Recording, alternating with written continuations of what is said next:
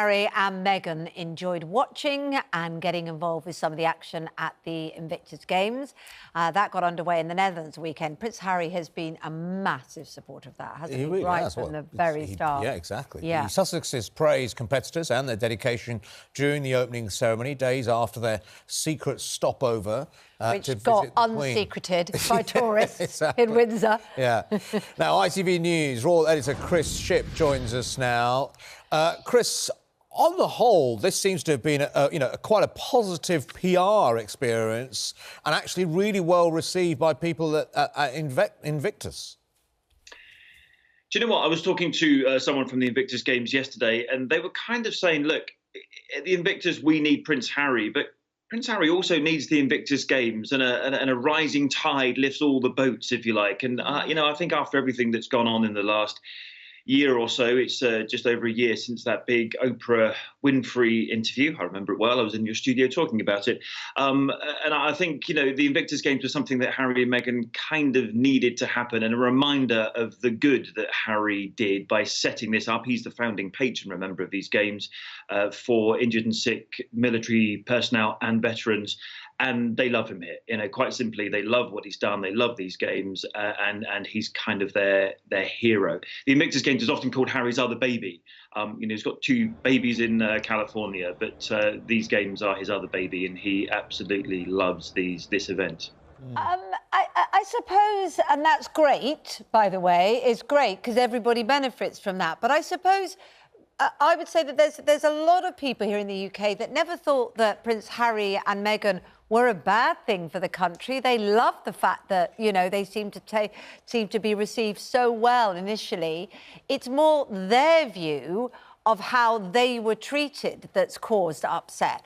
And I think there's an element of, look, they want privacy, they don't want to be intruded upon, but they've got a Netflix camera crew following them around, which one would imagine that's the sort of coverage they can control because it's under an arranged deal. And, at the Invictus Games, it's very much the way they want to be viewed. So it comes back to that control thing again, which rankles with some people. Yeah, it's on their terms, be it no doubt. And then this isn't an event. When I last covered Harry and Meghan as members of the royal family, it sort of operated in the way in which the royal family do, a system where everyone gets access.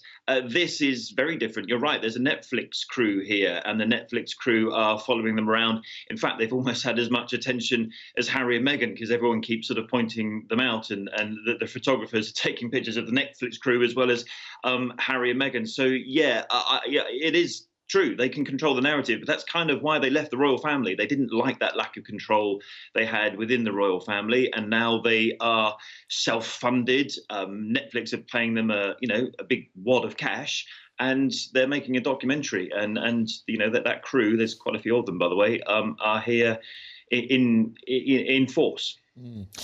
There have been some moments, haven't they, where you think, well, actually, they probably wouldn't have been able to do that if they were still official members of the royal family. I mean, the kiss on stage, for instance. I can't imagine if William and Kate were in the same scenario that we would see that sort of public display of affection. It's quite extraordinary, bearing in mind he's still the prince. And, seeing that on a stage, on a world stage like that is quite something.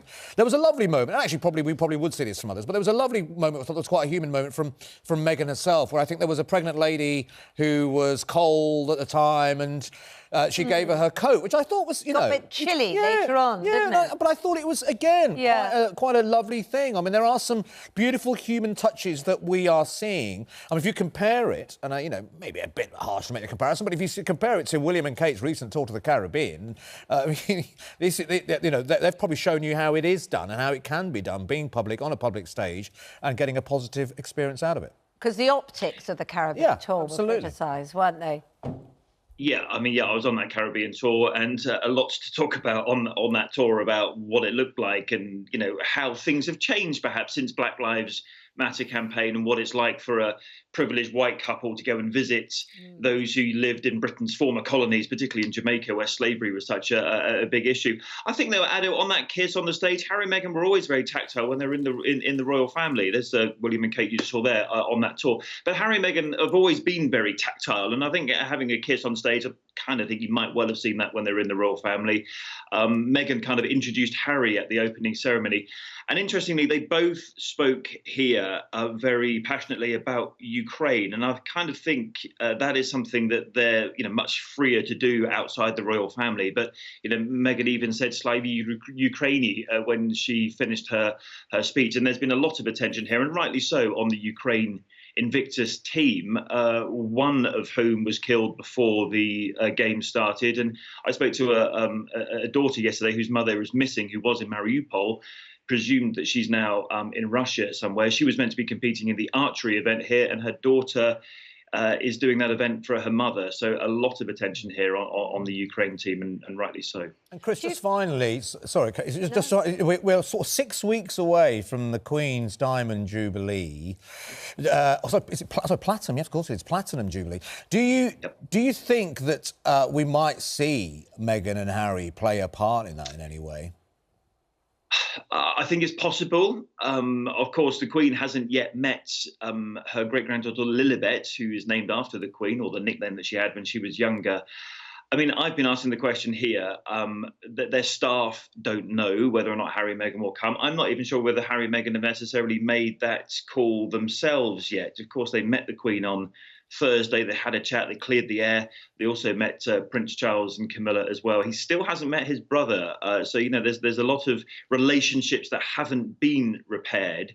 And of course, if Harry and Meghan come to the Platinum celebrations at the beginning of June, yes, there will be a lot of attention on them. I simply don't think they've even made that call themselves yet. So that one still hangs very much in the air, and I can't answer your question, Adam. Have you got your ticket? Oh, yeah, we've got a space outside Buckingham Palace. It'll be another bank holiday weekend, a little bit like this one, where I end up working all weekend. So, yeah, looking forward to it. Celebrate. If you're after sympathy, Chris Ship, you ain't going to get it, but good try. Have you got your ticket for the Platinum Jubilee?